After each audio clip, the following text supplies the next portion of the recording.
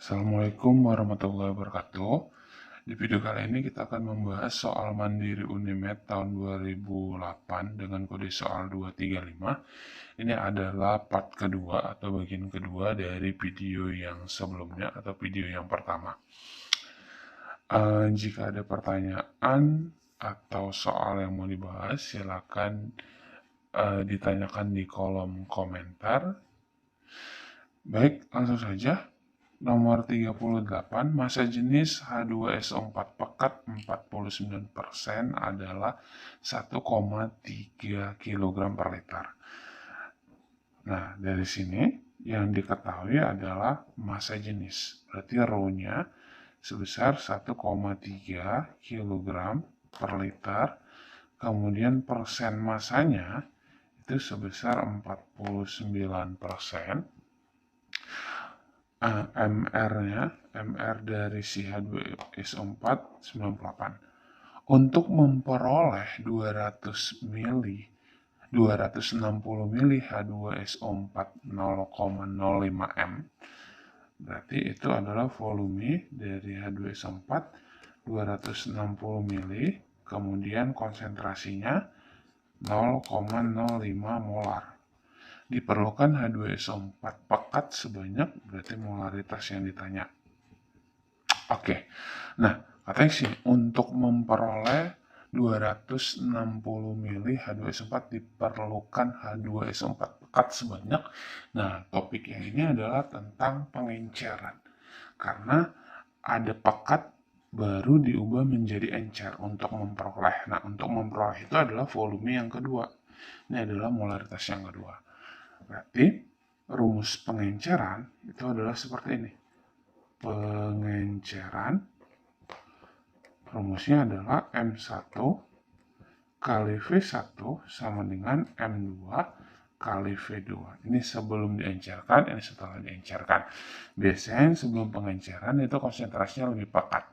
Sedangkan setelah pengenceran itu lebih encer lah pastinya, atau konsentrasinya lebih kecil. Oke. Nah, berarti dari sini, yang ditanya adalah volume ya. Karena satuannya mililiter, maaf, yang ditanya adalah volume. Oke, baik. Berarti dari sini kita cari dulu M1-nya, yaitu konsentrasi pekatnya. Nah, dari mana? Dari sini, data yang ini. Nah, rumus mencari molaritas, kalau diketahui persen, diketahui rho adalah rumusnya molaritas sama dengan 10 kali rho kali persennya, persen massa per MR. 10-nya ini adalah ketetapan ya.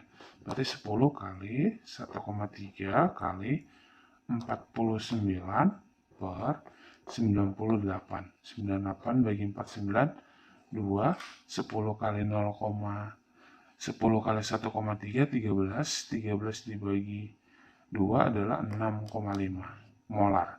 Ini adalah konsentrasi pekatnya. Nah, tinggal masukin. Berarti 6,5 dikali volume 1 yang ditanya sama dengan molaritas yang kedua adalah 0,05 dikali volumenya 260. Oke, ini habis menjadi 13. Berarti volume 1 sama dengan 13 dibagi 6,5. Ini adalah 2 ml. Karena di sini mili, maka di sini juga mili. Kalau di sini liter, berarti sini nanti volumenya liter. Sehingga jawabannya adalah N-top. Soal nomor 39, asam konjugasi dari basa H2PO4-.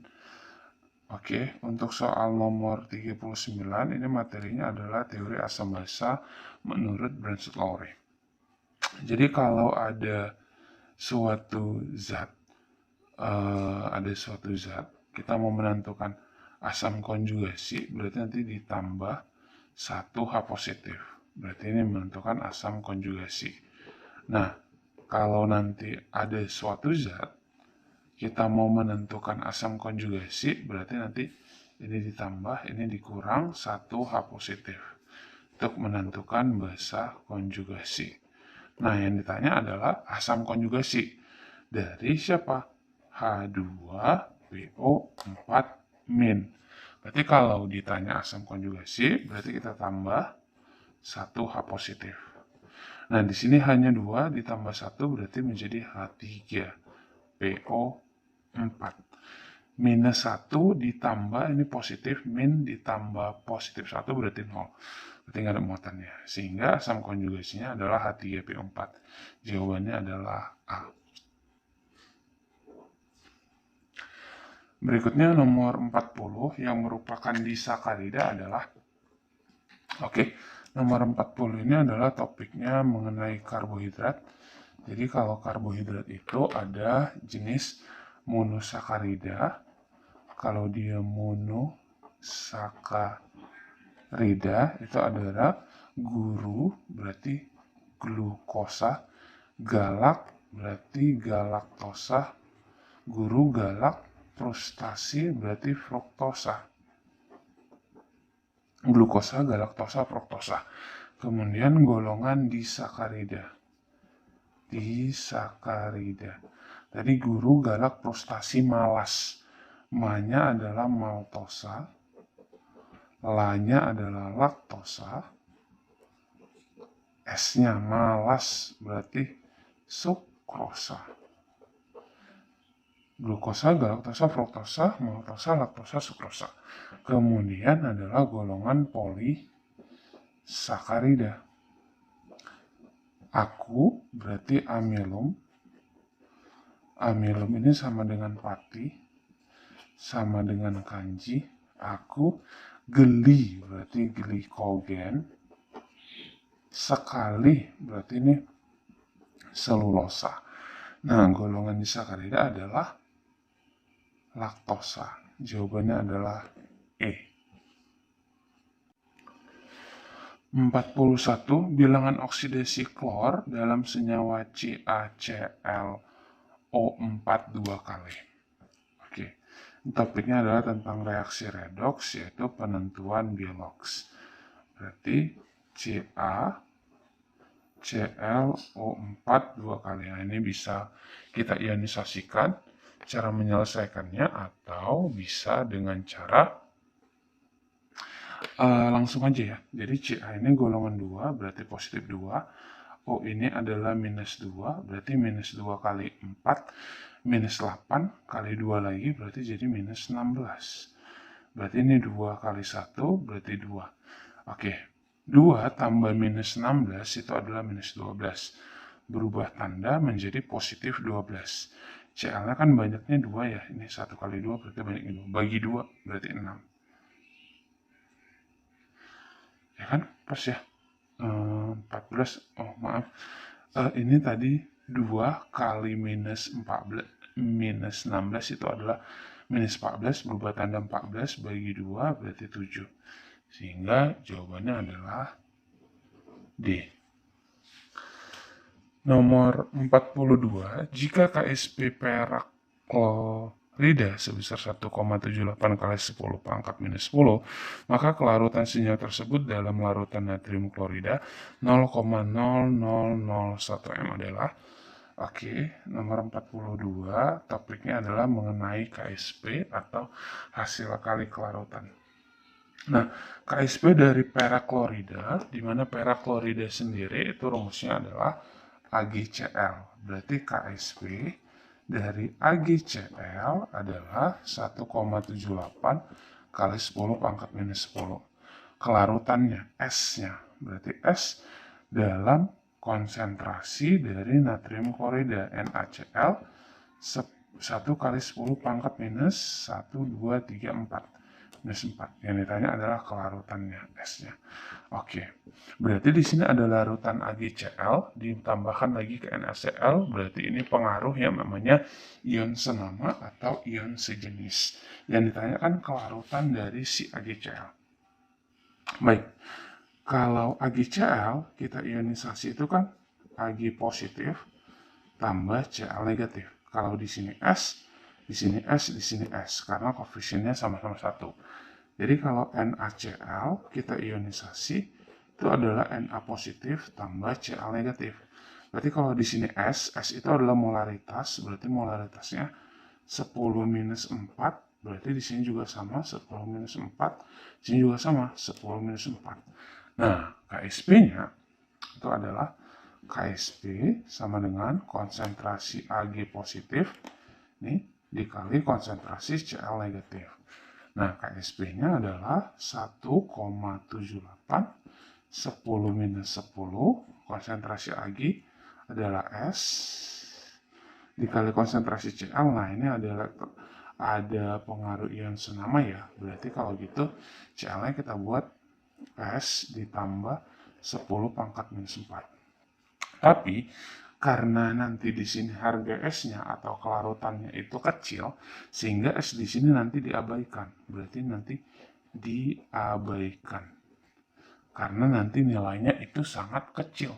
Berarti ini jadi 10 pangkat minus 4. Berarti gini, kali ini kan kali ya, kemarin jadi bagi. Berarti jadi 1,78 10 minus 10 per 10 minus 4 sama dengan S. S ini udah diabaikan, berarti udah dihilangkan. Jadi ini dianggap 10 pangkat minus 4. Oke, ini habis. Berarti ini jadi minus 6. Berarti S sama dengan 1,78 kali 10 pangkat minus 6. Oke, jawabannya adalah D. 43. Suatu unsur memiliki konfigurasi elektron 1s2, 2s2, 2p6, 3s2, 3p6, 3d6, 4s2. Pernyataan berikut yang benar untuk unsur tersebut adalah, nah, untuk nomor 43, ini adalah topiknya mengenai sistem periode unsur. Boleh nanti konfigurasi elektron atau menentukan periode dan golongan. Nah, kita misalkan aja unsurnya adalah X. Konfigurasinya 1s2, 2s2, 2p6, 3s2, 3p6, 3d6, 4s2. Mempunyai nomor atom. Baik, kita hitung ya. Nomor atomnya 26. 10, 26. Pas. Berarti nomor atomnya 26. Itu benar. Terletak pada, oke. Berarti di sini kita menentukan yang namanya periode. Jadi kalau menentukan periode itu adalah kulit terluar atau kulit terbesarnya. Kulit itu yang gini, 1, 2, 2, 3, 3, 3, 4. Berarti yang paling besar adalah 4. Berarti ini periode keempat. Nah, golongannya, ini adalah golongan S. S ketemu dengan D, selisihnya 1. Berarti tinggal 6 tambah 2, berarti ini golongan 8. Atau bisa disebut dengan golongan 8B. Oke, terletak pada golongan 8 benar. Jadi ini 8 itu ya golongan 8 aja. Jadi tidak pakai A atau B. Jadi golongan itu ada 1, 2, 3, 4, 5, 6, 7, 8, 9. Jadi dalam sistem produk unsur tanpa pakai A itu diurutkan dari yang kiri 1, baru 2, 3, 4, 5, 6, 7, dan seterusnya. Jadi bisa dicek di sistem produk unsurnya ya masing-masing ya. Oke, kemudian terletak pada periode keempat. Benar, periode keempat. Memiliki 4 elektron yang tidak berpasangan. Nah, ini kan 1s2 udah penuh. Ini 2s2 berarti udah penuh. P itu 6, 2 udah penuh. Nah, D itu kan di 10. Nah, D itu diagram orbitalnya atau kotaknya itu sebanyak 5. 1, 2, 3, oke 5. Elektronnya ada 6. Cara mengisinya itu adalah ke atas dulu. Berarti 1, 2, 3, 4, 5, 6. Berarti elektron tunggalnya 1, 2, 3, 4. Kalau ini udah penuh ya. Berarti terdapat 4 elektron tunggal. Berarti 4 elektron tunggal. Berarti ini benar. Sehingga jawabannya adalah E. 1, 2, 3, 4. Benar. Berikutnya nomor 44. Larutan buffer dapat dibuat dengan mereaksikan. Oke. Nomor 44. Ini topiknya adalah mengenai larutan buffer. Jadi kalau larutan buffer itu nanti kan ada dua. Ada buffer asam sama buffer basa. Nah, syaratnya kalau nanti dia membentuk yang namanya buffer asam, berarti nanti di situ harus bersisa asam lemah dengan basa konjugasinya atau garamnya. Jadi syarat di buffer asam itu terdapat yang namanya asam lemah dengan basa konjugasi atau dalam kurung garamnya. Biasanya orang sering sebut garamnya, yaitu membentuk buffer asam. Nah, kalau dia nanti membentuk yang namanya buffer basa, berarti nanti di situ terdapat basa lemah. Jadi harus ada basa lemah dengan asam konjugasinya. Nah, asam konjugasinya ini sering disebut dengan garamnya. Oke, yang pertama asam kuat dengan basa kuat. Ini berarti salah. Karena nanti kalau misalnya, ini kan asam ditambah basa menghasilkan garam ditambah air. Nah, kalau ini yang sisa kuat. Kalau ini yang sisa kuat juga. Nggak boleh. Syaratnya harus yang lemah. Berarti nomor satu salah. Asam kuat dengan garamnya. Salah ya. Jadi syaratnya itu asam lemah dengan garamnya atau basa lemah dengan garamnya. Asam lemah dengan basa lemah. Nah, ini juga boleh. Jadi sama-sama lemah itu tidak boleh. Kemudian asam kuat dengan basa lemah. Nah, ini mungkin. Jadi kalau nanti dia asam kuat ditambah dengan basa lemah, ini akan menghasilkan garam ditambah air. Nah, ini mungkin. Karena tapi nanti membentuk buffer syaratnya harus yang ini yang sisa. Yang ini yang sisa dengan si garamnya nanti harus sisa. Berarti yang asam kuatnya harus habis. Seperti itu. Baru membentuk larutan buffer. Sehingga yang benar adalah 4 saja. 4 saja jawabannya adalah D. Nomor 45, nomor terakhir. Pasangan isomer fungsional yang benar adalah, untuk soal nomor 45, teorinya adalah isomer fungsional atau isomer fungsi. Nah, dari sini itu ada cara menghafalnya, yaitu alet adik si ester. Berarti alet itu alkohol isomer fungsi dengan eter. Jadi kalau alkohol itu namanya nanti adalah alkanol.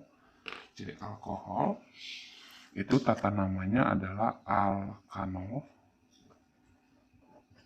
Kalau eter adalah alkoksi alkana. Alkoksi alkana. Kemudian adik. Berarti adik ini adalah aldehid isomer fungsi dengan keton. Nah, kalau aldehid nanti namanya itu adalah alkanal. Alkanal, kalau keton alkanon. Si, berarti si adalah asam karboksilat. Asam karboksilat dengan si ester. Ini berisomer fungsi. Nah, kalau asam karboksilat berarti nanti namanya adalah asam alkanoat. Kalau ester itu adalah alkil alkanoat. Nah, kalau alkohol berarti nanti ujungnya yang ada ol-oleh. Jadi nanti terakhirnya ada ol-oleh. Kalau eter ada oksi sama ada ana. Kalau aldehid berarti ada al, kalau keton ada on. Kalau asam karboksilat depannya asam baru oat. Kalau ester ada il baru oat. Oke. Kita cek ya. Nah, kalau katanya isomer berarti nanti jumlah C-nya harus sama. Kalau nggak sama tidak boleh. Propanol dengan propanoat. Berarti propanol itu alkohol. Propanoat, berarti ini masuk, mungkin ini maksudnya asam propanoat ya, tapi tidak berisomer fungsi, karena kalau ester dia alkil alkanoat, ini alkilnya nggak ada, tapi ini salah, karena satu alkohol, satu oat. Propanal berarti ujungnya al, propanon ujungnya on, berarti aldehid dengan keton, Nah, hati-hati, jumlah C-nya harus sama, prop itu jumlah C-nya adalah 3. Kalau prop di sini juga 3. Berarti benar. Propanal berarti al, aldehid, metil ada il, etanoat ada oat, berarti alkil alkanoat, ester. Aldehid ester, berarti salah ya. Aldehid ester salah kan? Asam, oke, udah ada asam, ada OAT, berarti asam karboksilat. Ada il, ada OAT, berarti ester, berarti ini isoformuksid. Sehingga yang benar itu adalah 2 dan 4. 2 dan 4 jawabannya adalah C. Oke, demikian video part 2 kali ini. Apabila bermanfaat, jangan lupa di-share ke temannya, dan di-like, komen, dan subscribe. Terima kasih semuanya, semoga video kali ini bermanfaat ya. Terima kasih.